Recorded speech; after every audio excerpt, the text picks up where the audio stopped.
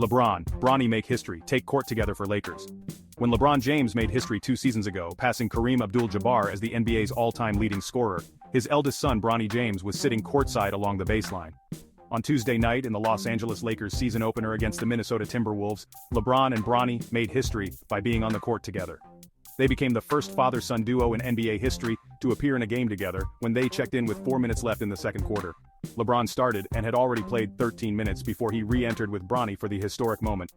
As the pair got up from the end of the bench and walked toward the scorer's table, the Crypto.com arena crowd began to buzz, erupting in a cheer when LeBron and Bronny tore off their warm-ups to officially step onto the court. That moment, us being at the scorer's table together and checking in together, something I will never forget, LeBron said in a joint post-game news conference with Bronny.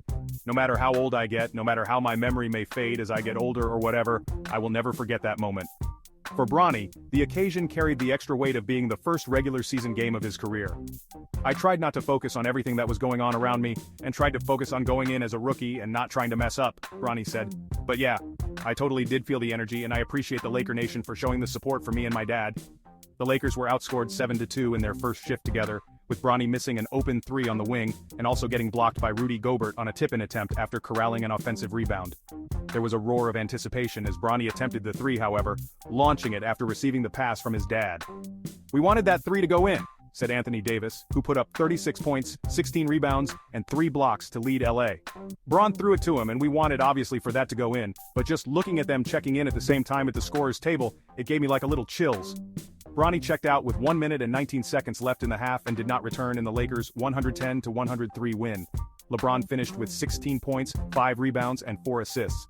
Bronny, selected by LA in the second round of the NBA draft with the number 55 pick, struggled in the preseason, averaging 4.2 points on 29.7% shooting from the field, but he finished on a high note, scoring 17 points on 7 for 17 shooting, with 4 rebounds and 3 steals. First-year Lakers coach J.J. Redick championed the rookie guard, however, playing him in all 6 of L.A.'s exhibition games, including trying out a lineup with Bronny and LeBron together briefly in the second quarter against the Phoenix Suns on October 6th. Before the Wolves game, Redick said he was thrilled to be a part of the historic occasion of LeBron and Bronny entering the season on the same team. Redick said he consulted the father and son to get their input on how they would prefer their first game action together to play out. "We had a couple conversations around it," Redick said. "I think everybody is on the same page. We want it to sort of make sense and we want it to happen naturally and in the flow of a game. We had a job to do when we checked in," LeBron said. "We wasn't trying to make it a circus. We weren't trying to make it about us. We wanted to make it about the team, for us to go out there and continue to play the game, the brand of basketball that the coaching staff and our teammates wanted us to play. We kept that. We kept the main thing while we was on the floor, and that was good for all of us." Sitting along the same baseline where Bronny watched his dad break Abdul-Jabbar's record was another father-son duo who made history together. Ken Griffey Jr. and Ken Griffey Sr., the first father-son duo to play together in Major League Baseball, made an occasion out of it. "To know that those guys will be in attendance tonight while me and Bronny are on the same team is a pretty cool moment in the history of sports," LeBron said after L.A.'s morning shoot-around. LeBron and Bronny took a quick break from their pre-game warm-ups to greet the Griffeys and pose for a photo on the court. Tuesday was the 4th time in professional sports when the father-son instance occurred.